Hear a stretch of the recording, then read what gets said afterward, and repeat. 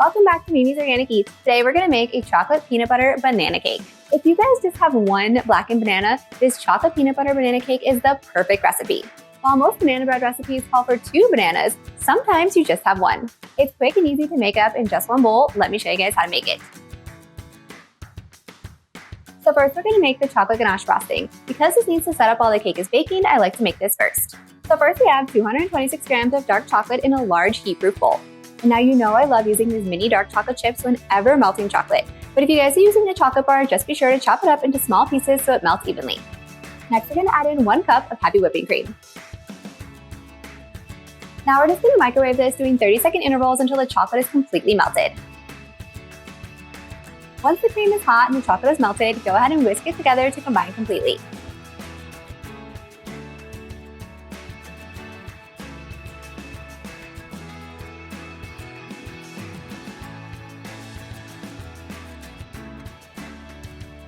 Next, we're going to add in our caramel sauce and our peanut butter.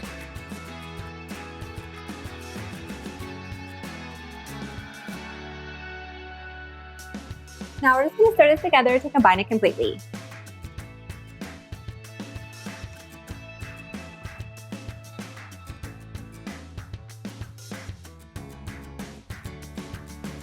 Once the chocolate, caramel, and peanut butter are all combined, then it's time to let this sit until it sets. So you guys can let this sit out at room temperature, or you can pop it in the fridge to speed up the process. Just cover the top with plastic wrap. So we just need to let this set until it's firm and frosting-like.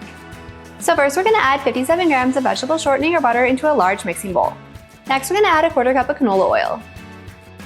Then 113 grams of cane sugar. Next 113 grams of light brown sugar.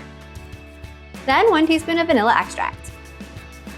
Now using a hand mixer, we're going to mix on low until combined.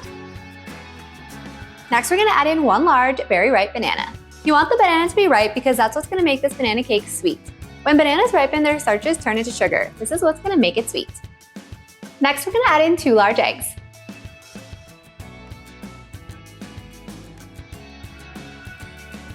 Now we're going to mix on low with a hand mixer just to combine the eggs and the banana.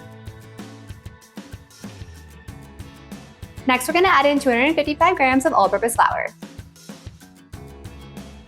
And then last, 1 teaspoon of baking powder and half a teaspoon of salt. Now we're going to mix on low until combined into a smooth cake batter.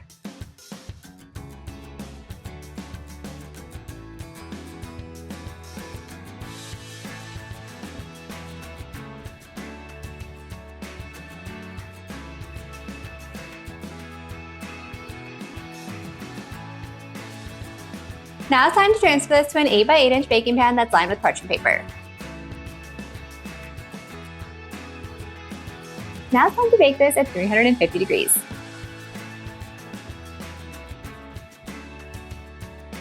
So once our chocolate ganache frosting is ready, then it's going to be stiff and it won't be loose anymore. And so if you guys want, you can mix this up with just a spatula, or if it's a little bit stiffer from being in the fridge, then you can whip it up with a hand mixer. Either works.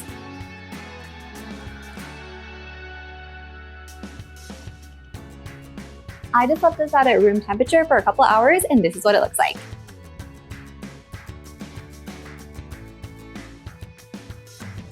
Now that our cake is cooled and removed from the pan, we're just going to add the frosting right on top and spread it out evenly.